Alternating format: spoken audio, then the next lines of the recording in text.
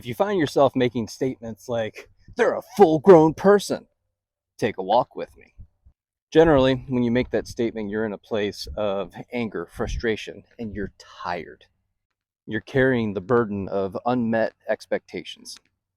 You had a belief that one thing was going to happen, but then that didn't happen. And you may have even held on to hope for a long period of time, years. And when you make the statement that they're a full grown whatever, physically, yeah, they made it to adulthood, high five. And this is where it gets really complicated and nuanced.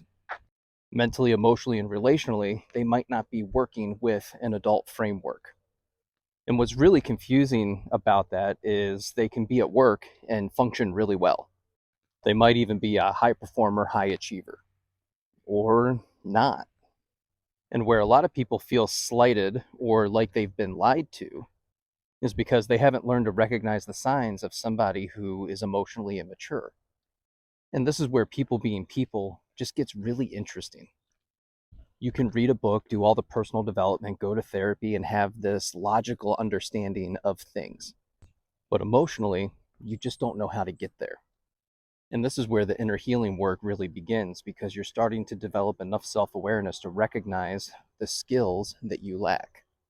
An example of this is that you grew up around chaos. And when somebody meets you with safety and security, it doesn't feel good, or it feels boring, or you don't know how to relate. You might say things like, there's just no chemistry. And it's true, the attraction just might not be there, but look at your past history and how your relationships have gone. Is there a common theme? Is it chaotic and high energy?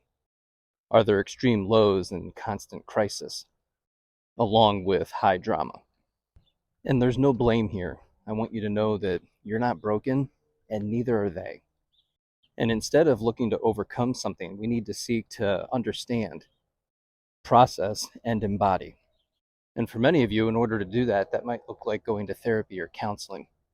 But for those of us who can't afford it and don't have access, you have to find an alternative means to navigate this stuff. I can only share with you what's worked for me, and it might not work for you. Number one is journaling. It helps you navigate your thoughts, feelings, and emotions.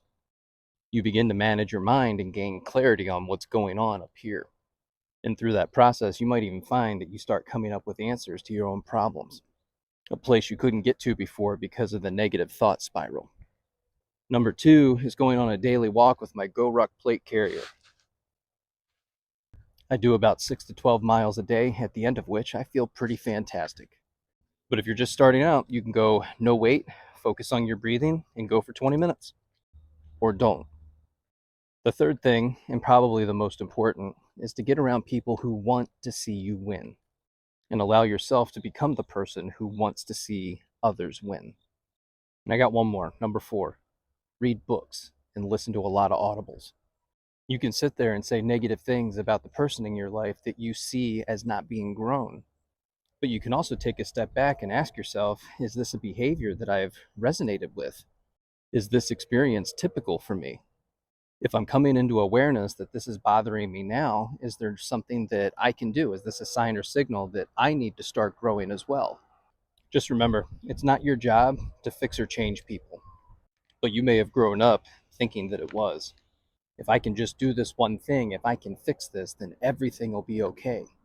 So if your person isn't actively doing the work and they don't have a desire to do that, you may need to reevaluate this situation. It might be time to seek out what you're really looking for, and that's a better relationship with yourself.